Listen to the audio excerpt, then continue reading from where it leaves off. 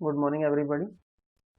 I, Dr. Amandeep, welcome you in this particular online lecture, which is regarding illustrations on payback period method.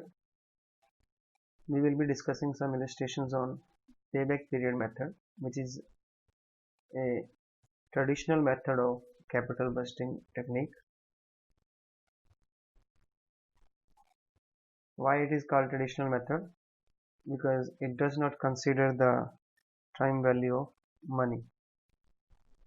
So we will be discussing some illustrations. So let's discuss the illustration number 6. So the question is, a project requires initial outlay of rupees 80,000. एक project आपको लगाना है और उसके ऊपर आपको initial investment कितनी, outlay को आप इन्वेस्टमेंट भी बोल सकते हो. So the starting investment which is required is 80,000 और आपको कितना कैश फ्लो जनरेट करके देगा?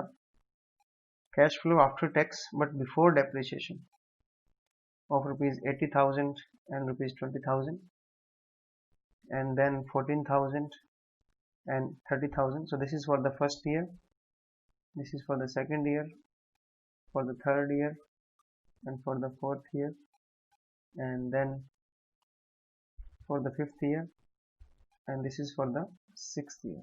So the life of the project is 6 years. Calculate payback period.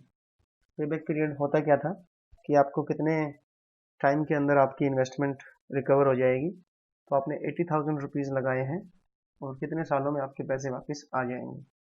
तो पेबैक पीरियड मेथड जो है वो कैश फ्लो को कंसिडर करता है, कैश इनफ्लो. और कैश इनफ्लो के अंदर अगर आपको कैश फ्लो बिफोर डेप्रिसिएशन और टैक्स दिया हो तब हम डेप्रिसिएशन की जो एडजस्टमेंट है उसको करते हैं. बट ये जो दिया हुआ है ये कैश फ्लो आफ्टर टैक्स है बट बिफोर डेप्रिसिएशन है. तो ये हमें बिल्कुल सही है, इसमें कोई एडजस्टमेंट करने की ज़रूरत नहीं है क्योंकि इसमें आपको already cash flow tax calculate करके दिया है बट इसमें डेप्रिसिएशन नहीं लगी हुई, तो इसमें आपको कोई भी एडजस्टमेंट करने की ज़रूरत नहीं है. तो लेट्स डिस्कस द क्वेश्चन. तो सबसे पहले आप एनुअल कैश फ्लो को यहाँ दिखा देंगे टेबल के अंदर. This is your annual cash flow for 6 years. First of all 8,000, 20,000, 14,000, 30,000, 32,000, 45,000. तो अब इसको हम कम्युलेट कर देंगे, इकट्ठा कर लेंगे. फर्स्ट ईयर का 8,000 रहेगा, 8,000 में 20,000 से प्लस हो जाएंगे तो 28 हो जाएगा. 28 में 14 जुड़ जाएगा तो 42 हो जाएगा. 42 में 13 72, 72 प्लस 32 1,04,000. 1,04,000 में 45 ऐड कर देंगे तो 1,49,000. तो टोटल आपको कैश फ्लो कितना देगा ये? 1,49,000. This is cash flow after tax, so there is no problem in that. अब आपने कितना पैसा लगाया है स्टार्टिंग में? 80,000. तो 80,000 आपका कितने सालों में पूरा हो रहा है? ये देखिए 72,000 आपका 4 years तो पूरा लग ही रहा है, तो 4 साल तो लगे ही लगेंगे. और बाकी कितना रह गया है? 80,000 में से 72 गया तो 8,000 बैलेंस जो है वो आपका 5th ईयर में होगा. 5th ईयर में आपको कितना टाइम लग जाएगा 8,000 को रिकवर करने में 5th ईयर में? तो 8,000 डिवाइड बाय उस साल का कैश फ्लो कितना है? 32,000. तो पूरे साल में 32,000 रिकवर हो रहे हैं. 8,000 कितने में हो जाएंगे? 0.25. तो 4 ईयर तो वो पूरे वाले और 2.5 ईयर ये, तो पेबैक पीरियड हो जाएगा 4.25. So it's a very easy question. Let's discuss the next question, that is illustration number 7. ABC Limited is considering the purchase of a machine. ABC Limited एक मशीन खरीदना चाहती है. 2 machines are available, A and B. और A की cost जो है वो 60,000 है और इसकी लाइफ है 7 साल. B मशीन विल कॉस्ट 98,000, इसकी लाइफ भी 7 साल. तो A मशीन के ऊपर लग रहे हैं 60,000, B मशीन की कॉस्ट है 98,000 और दोनों कितने साल चलेगी? 7 साल. कोई सैलवेज वैल्यू नहीं है. Cash flow before tax and depreciation दिया हुआ है, इसको थोड़ा सा ध्यान से देखना है आपने. Cash flow before depreciation and tax. अब आपको पता है कि जब आप पे बैक मेथड लगाते हो तो इसमें आप कैश इनफ्लो लेके चलते हो। तो अब इस cash flow before depreciation and tax को आपको कैसे डील करना पड़ेगा वो मैं आपको बता देता हूँ। देखिए, जब भी आप पे बैक मेथड लगाते हो तो आपको कैश इनफ्लो को कंसिडर करना होता है। इसके साथ साथ मैं आपको ये भी बता दूं कि हमारे पास टोटल 5 मेथड हैं कैपिटल बजटिंग टेक्निक्स के। तो वो इनमें से 2 मेथड जो हैं वो ARR और पेबैक मेथड, ये दोनों ट्रेडिशनल मेथड हैं, और IRR, NPV और प्रॉफिटेबिलिटी इंडेक्स जो है वो मॉडर्न मेथड है। बट अगर हम बात करें तो इन 5 मेथड में से सिर्फ एक मेथड है जो अकाउंटिंग प्रॉफिट को लेके चलता है। वो कौन सा मेथड है? ARR। बाकी जो मेथड हैं IRR, NPV, प्रॉफिटेबिलिटी इंडेक्स और पेबैक मेथड, ये चारों मेथड किसको लेके चलते हैं? Cash inflow. तो जब भी इन चारों में से कोई भी मेथड आप ले रहे हो, इन चारों मेथड के लिए IRR, NPV, प्रॉफिटेबिलिटी इंडेक्स और पेबैक मेथड, इन चारों के लिए आपको कैश इनफ्लो का यूज करना है। और कैश इनफ्लो में अगर आपको क्वेश्चन के अंदर कैश फ्लो बिफोर डेप्रिसिएशन और टैक्स दिया हुआ है तो सबसे पहले जो कैश इनफ्लो है उसमें से लेस करना है डेप्रिसिएशन, आपके पास आ जाएगी अर्निंग बिफोर टैक्स। इसमें से लेस करना है टैक्स, आपके पास आ जाएगी अर्निंग आफ्टर टैक्स। इसमें क्या जोड़ना पड़ेगा आपको? वापस डेप्रिसिएशन। तो फिर आपके पास क्या आ जाएगा? Cash inflow, cash flow after tax. तो इसको कंसिडर करना है आपने। तो डेप्रिसिएशन जो पहले आपने माइनस किया है ये हमने सिर्फ प्रॉफिट की कैलकुलेशन के लिए की थी ताकि हमारा टैक्स एडजस्ट हो जाए। और ये जो वापस डेप्रिसिएशन हमने जोड़ा है ये इसलिए जोड़ा है क्योंकि डेप्रिसिएशन एक नॉन कैश आइटम है, वो मैं ऑलरेडी डिस्कस कर चुका हूँ कि क्यों ऐसा करते हैं। तो इन चारों मेथड के लिए आपको हमेशा याद रखना है कि अगर आपको कैश फ्लो बिफोर डेप्रिसिएशन और टैक्स दिया हुआ है तो इसमें आपको एडजस्टमेंट करनी पड़ेगी इसकी, डेप्रिसिएशन की। तो इस क्वेश्चन के अंदर भी आपको, अगर आप देखेंगे तो इस क्वेश्चन में भी आपको cash flow before depreciation and tax दिया हुआ है। तो पहले इसकी एडजस्टमेंट कर लेते हैं। 2 मशीन है, इन 5 मशीनों का आपको कैश फ्लो बिफोर डेप्रिसिएशन और टैक्स गिवन है 30, 24, 22, 20, 14,000।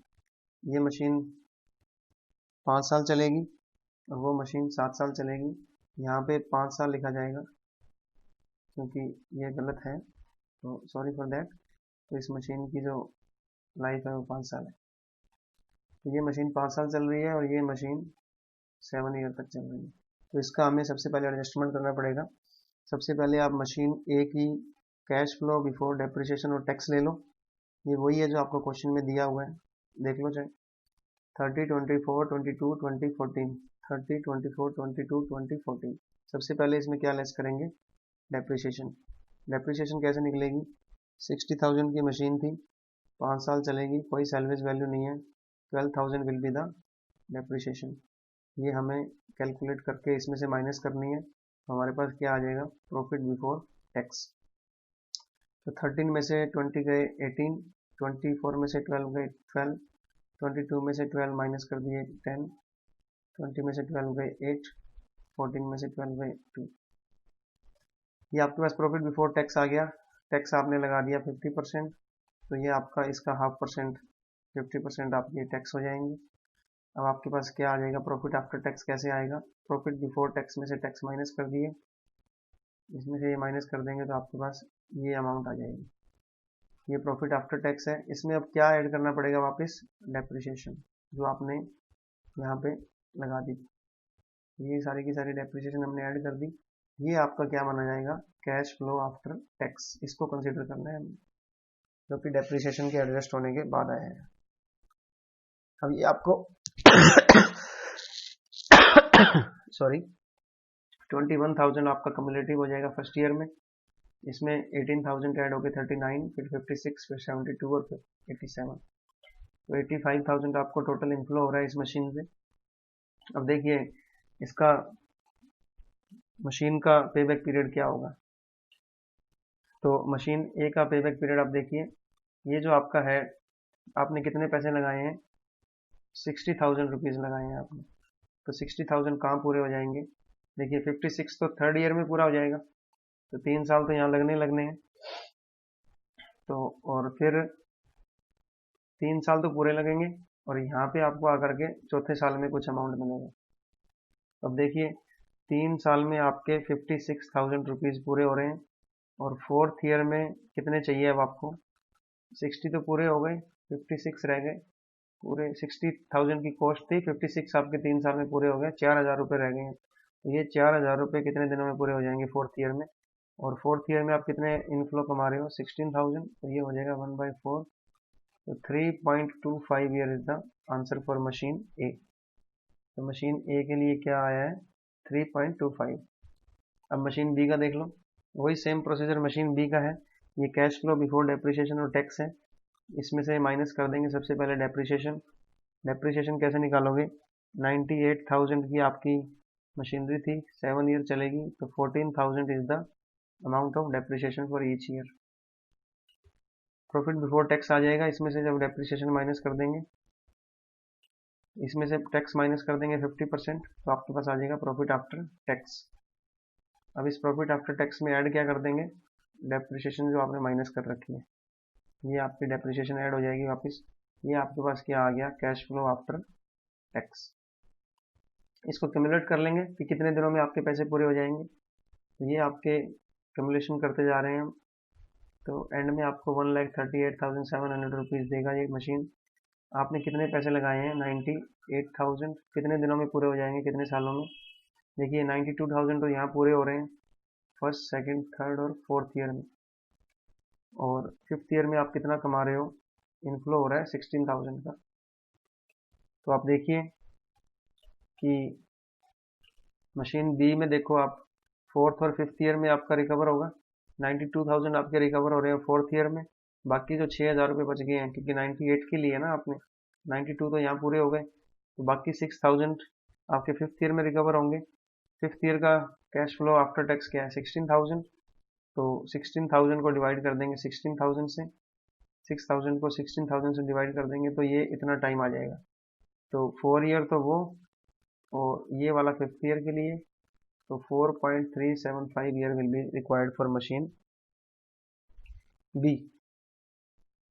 मशीन बी कितना टाइम ले रही है, 4.375, और मशीन ए कितना ले रही थी, 3.25। तो बी मशीन ले रही है 4.375 और ए ले रही है 3.25। तो इसमें से कौन सा मशीन आपको लेना चाहिए, ए मशीन आपको लेना चाहिए, क्योंकि ये आपके पैसे जल्दी पूरे कर देगी। So thank you so much for listening. This method is quite easy.